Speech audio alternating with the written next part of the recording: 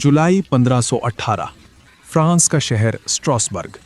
एक आम सी दोपहर थी जब फ्रुआ ट्रोफिया नामी एक खातून अचानक अपने घर से बाहर निकली और गली के बीचों बीच नाचना शुरू कर दिया। वहां कोई मौसीकी नहीं थी, कोई जश्न नहीं था, मगर उसके कदमों की थरक ऐसी थी जैसे उसके जिस्म में कोई बिजली भर गई हो। देखने वालों को लगा कि शायद वो खुश है या शायद वो पागल हो गई है, मगर किसी को ये अंदाजा नहीं था कि ये एक ऐसी कामत का आगाज है जो पूरे शहर को कब्रिस्तान बना देगी। एक दिन गुजरा, 2 दिन गुजरे, वो औरत नहीं रुकी। उसके पैरों से खून बहने लगा, उसका चेहरा थकन से जर्द पड़ गया, मगर वो किसी मशीन की तरह मुसलसल नाचती रही। हैरत की बात यह थी कि उसे देखकर दूसरे लोग भी उस जादू की गिरफ्त में आने लगे। एक हफ्ते के अंदर 34 लोग उसके साथ शामिल हो चुके थे और देखते ही देखते 1 महीने में ये तादाद 400 तक पहुंच गई। ये कोई आम रक्स नहीं था। लोग रो रहे थे, चीख रहे थे और रहम की भीख मांग रहे थे, मगर उनके पैर रुकने का नाम नहीं ले रहे थे।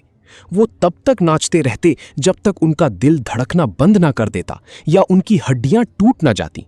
शहर के हुक्काम और डॉक्टर सकते में आ गए कि ये कौन सी पुरस्कार बीमारी है जिसका ना कोई इलाज है और ना कोई दवा। लेकिन उस वक्त के सियानों और डॉक्टरों ने एक ऐसा मशवरा दिया जिसने तबाही को दुगना कर दिया। उन्होंने सोचा कि शायद इन लोगों के अंदर का खून गर्म हो गया है और उसे निकालने का वाहिद तरीका यह है कि उन्हें मजीद नचाया जाए। उन्होंने बाकायदा शहर के चौक में लकड़ी के स्टेज बनवाए, ढोल बजाने वाले बुलाए और पेशावर रक्कासों को उनके साथ खड़ा कर दिया ताकि वो नाचते रहें। नतीजा क्या निकला? वो स्टेज कत्लगाह बन गया। लोग रोजाना 15 से 20 की तादाद में तड़प तड़प कर मरने लगे। ना कोई वायरस था, ना कोई दुश्मन, मगर पूरा शहर मौत के साए में था। लोगों का मानना था कि ये किसी मुकद्दस बुजुर्ग का कहर है, जबकि कुछ इसे शैतान का जादू करार दे रहे थे। आखिर क्या था इस रक्स के पीछे? क्या ये कोई जहरीली खुराक थी या इंसानी दिमाग का वो वहम जिसने पूरी बस्ती को लपेट में ले लिया? क्या ये वबा कभी रुकी या स्ट्रासबर्ग का हर शहरी इस जुनून की भेंट चढ़ गया? जब स्ट्रासबर्ग की गलियों में हर तरफ इंसानी हड्डियों के चटखने और सिसकियां लेने की आवाजें गूंजने लगीं, तो शहर के पादरियों ने इसे खुदा का कहर करार दे दिया। उनका मानना था कि ये सेंट वाइटस नामी एक बुजुर्ग की नाराजगी है, जिन्होंने गुनाहगारों को इस रक्स से मातम की सजा दी है। लोग डर के मारे चर्चों की तरफ भागे, मगर नाचने वालों के कदम थे कि रुकने का नाम ही नहीं ले रहे थे। लेकिन क्या वाकई ये कोई गैबी सजा थी? जब जदीद दौर के साइंसदानों ने इस वाकये की तहों को कुरेदा तो एक हौलनाक नजरिया सामने आया। माहिरीन का कहना है कि इस दौर में लोग जो राई यानी अनाज खाते थे, उस पर अक्सर एक खास किस्म की फंगस लग जाती थी जिसे अर्गोट कहते हैं। ये वही जहर है जिससे आजकल की खतरनाक ड्रग LSD बनती है। क्या ये मुमकिन है कि पूरे शहर ने अनजाने में वो जहरीली रोटी खा ली थी जिसने उनके दिमागों को मफलूज कर दिया और वो एक ऐसे ट्रांस में चले गए जहां जिस्म सिर्फ हरकत करना जानता था? मगर यहाँ एक बड़ा सवाल पैदा होता है। अर्गोट का जहर इंसान को पागल तो कर सकता है, उसे दौरे तो पड़ सकते हैं, लेकिन क्या कोई इंसान इस जहर के असर में लगातार कई दिनों तक नाच सकता है? अर्गोट तो इंसान के जिस्म में खून की गर्दिश को रोक देता है, जिससे हाथ पांव काले पड़कर गिरने लगते हैं। तो फिर वो लोग इतनी तवानाई कहां से ला रहे थे? यहीं से एक और नजरिया जन्म लेता है, मास हिस्टीरिया। इस दौर में स्ट्रासबर्ग कहत, बीमारियों और शदीद गुर्बत का शिकार था।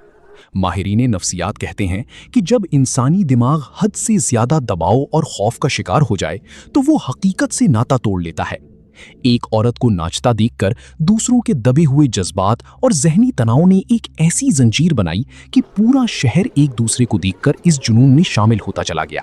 ये एक दिमागी वायरस था जो एक नजर से दूसरे इंसान में मुंतकिल हो रहा था। हुक्काम ने तंग आकर उन तमाम नाचने वालों को शहर से दूर एक पहाड़ी पर मौजूद गार में मुंतकिल कर दिया ताकि बाकी शहर बच सके। वहां उनके पैरों में सुर्ख जूते पहनाए गए और उनके हाथों में छोटे छोटे मुसल्ले क्रॉस थमाए गए। मगर क्या वो गार उनकी आखिरी आरामगाह बन गई या उस रक्स का खात्मा इससे भी ज्यादा हौलनाक था? सितंबर का महीना शुरू होते ही स्ट्रासबर्ग की फजाओं में छाई वो वहशियाना चीखें और ढोल की आवाजें दम तोड़ने लगी। वो जुनून जिसने सैकड़ों जिंदगियां निगल ली, अब आहिस्ता आहिस्ता खामोशी में बदल रहा था। लेकिन ये खामोशी सुकून की नहीं, बल्कि उस बर्बादी की थी जो अपने पीछे सैकड़ों बेगुनाह लाशें छोड़ गई थी। आखिरकार वो वक्त आ गया जब आखिरी नाचने वाला भी जमीन पर गिरा और दोबारा कभी नहीं उठा। कहा जाता है कि जब इन लोगों को पहाड़ी पर मौजूद सेंट वीट्स के गार में ले जाया गया तो वहां उनके पैरों में सुर्ख रंग के जूते पहनाए गए और उन्हें मुकद्दस तेल से नहलाया गया। हैरत अंगेज तौर पर जैसे ही उनके जहनों से वो शहर का खौफनाक माहौल दूर हुआ, उनका रक्स थमने लगा। कुछ लोग होश में आए तो उन्हें याद ही नहीं था कि वो हफ्तों से नाच रहे थे, जबकि अक्सर के लिए ये होश बहुत देर से आया था। उनके जिस्म अब मजीद जिंदगी का साथ देने के काबिल नहीं रहे थे। तारीखदान आज भी इस बात पर हैरान हैं कि 1518 की वो गर्मियां इंसानी तारीख का एक ऐसा बाब क्यों बन गईं जिसका कोई मंतकी जवाब नहीं मिलता। अगर ये जहरीला अनाज था तो ये सिर्फ स्ट्रासबर्ग तक क्यों महदूद रहा, और अगर ये सिर्फ जहनी तनाव था तो फिर इंसानी जिस्म ने इतनी ताकत कहां से ली कि वो मौत तक नाचता रहा।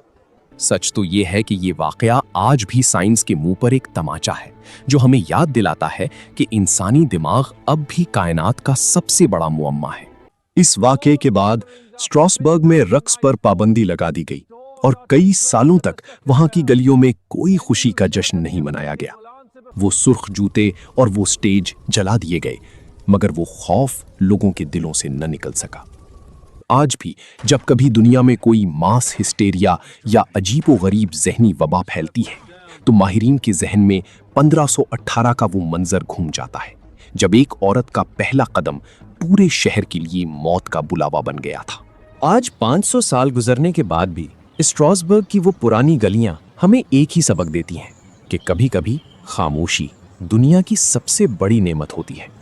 क्या आपको लगता है कि ऐसा वाकया आज के दौर में दोबारा हो सकता है, या हम अब इतने समझदार हो चुके हैं कि अपने दिमाग के काबू से बाहर नहीं निकलेंगे? अपनी राय कमेंट्स में जरूर दें।